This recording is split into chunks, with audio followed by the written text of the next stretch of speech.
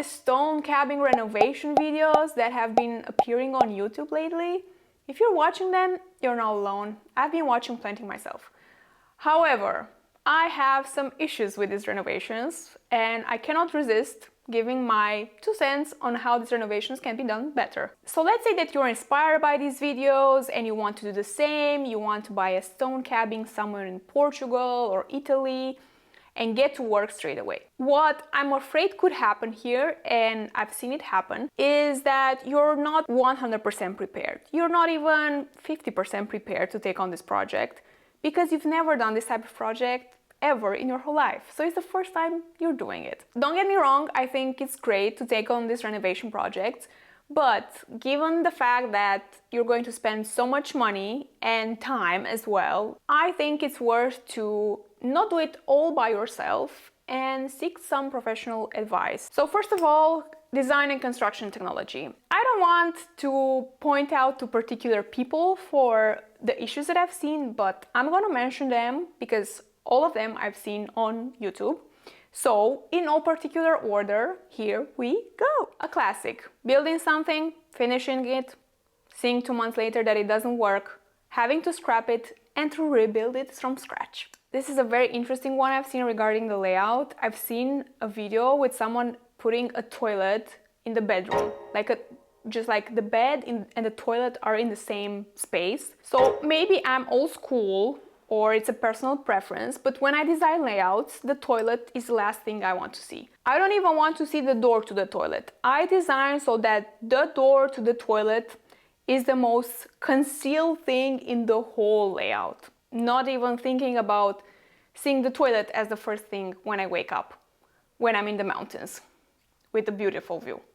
Something that I've seen, or actually I haven't seen in any of the videos, is waterproofing and water drainage of the building and of the site where the building sits. So I don't know, it's like this doesn't exist. It's like water doesn't go around it or doesn't come up to the walls. There's no consideration for waterproofing or water drainage, which is, I would say, it's quite important, especially if you're on a plot which is in the mountains, which gets a lot of rain. Also regarding waterproofing is the concept of rising damp, which is when water goes up the walls if there's no insulation to the walls.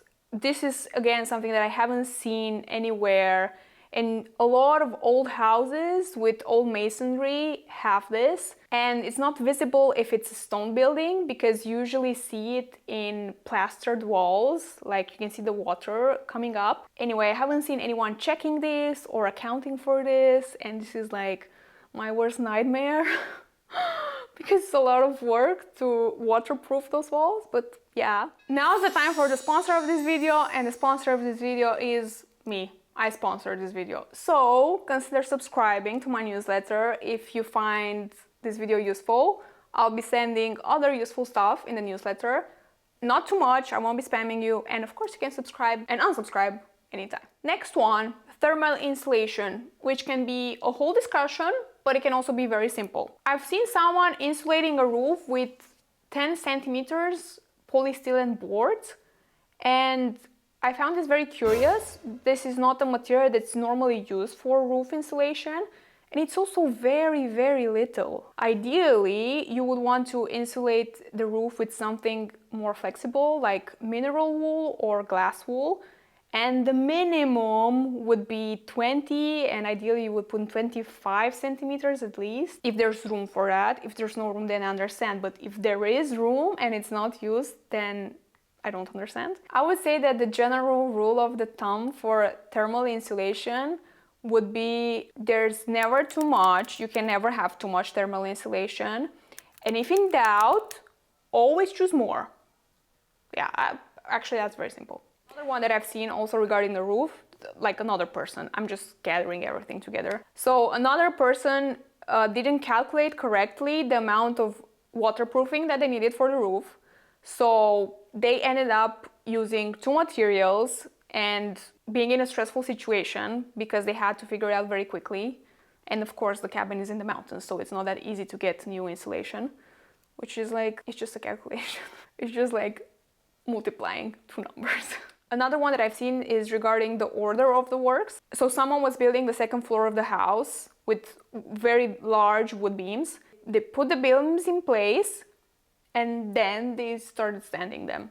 And I just thought that this would have been so much easier if they would have sanded the beams before putting them into place, and less dangerous. If you don't have any experience in construction or in construction in that area, seek the advice of a professional like a local architect or any architect. In that case, any architect is still better than no architect. So many questions that you research online with no clear conclusions can be answered very quickly and efficiently by an architect. This means that instead of figuring out things as you go, as I've seen a lot of renovation projects unfold, you can find out your answer in 5 minutes at the beginning of the project from someone who has done this before. So someone that has worked on renovation projects before and for which this is not the first renovation project. So moving on with the video, I wanted to mention that these houses are quite old, which means that they have been built with different construction technologies than the ones we have now, which means that not all material or processes that we have now work well with these old houses. I've seen a lot of these videos where they don't know how to solve an issue with the old technology or with the old way of doing it, and they just pour concrete, which is a questionable choice. Again, I wouldn't say it's always wrong, but it's also not always right. There's also a tendency to use plastic windows, like the PFC windows, the white ones, which is again questionable, especially if the building is not watertight. So what happens here is that, in the past, windows were made of wood, which allowed for water vapors to get out of the building. So if you seal the building with plastic windows, which don't allow any communication of water vapors between the inside and the outside, there could be condense in the inside, and condense can lead to mold. So I would be very, very careful with choosing this material. Wood windows will always work better, and if there are concerns regarding insulation, they insulate almost as well as plastic. They last very long time. They're perfectly fine. Another thing that I've seen and got me worried, so yes, I was actually worried for that house. I've seen walls which haven't been treated for rising damp at all being plastered with very new unbreathable materials. I wouldn't say it's necessarily wrong, but it's something that I see as very, very problematic unless you have absolute certainty that the wall doesn't have any water in it and that material 100% works with old materials. Otherwise, again, this could cause condensation between the plaster and the wall and mold again. So I've mentioned a lot of issues, but I also want to mention and to give a good example, which is the best example that I've seen on YouTube. It's a couple of architects, surprise, renovating an old cabin in Italy. They have done a very good job and they address a lot of issues which other videos don't even touch. So the second point is that there are a lot of cultural differences in the way of construction and doing things and dealing with things between countries. Some notes from people embarking in these adventures are: they are doing things differently here as they did in my home country.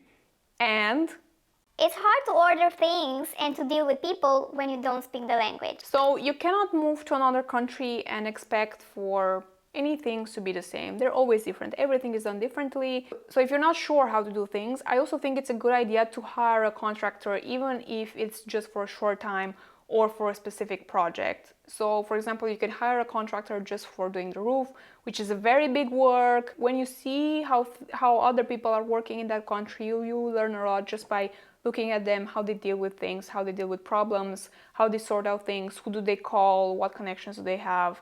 So it's not only hiring someone for them to do a particular job, it's also hiring someone to learn how the job is done in that country. So the point that I want to address is the legal status and legal arrangements and legal stuff. The first point that I want to address is something that I've addressed in other videos as well. I mentioned every time I get a chance, is that the building or the house should be in the property list. That's point number one. And then point number two is that the property should be a house. It should be registered as a house, not as a animal shed. If it's an animal shed, that means that that property cannot have an address and you cannot theoretically live there. Another example that I've seen is that this couple in Portugal were renovating a house, and then they said that the deeds of the house cannot be put in their name until the renovation is complete, because the plot and the house have a construction status and the name in the deeds cannot be changed while there's a construction going on that property,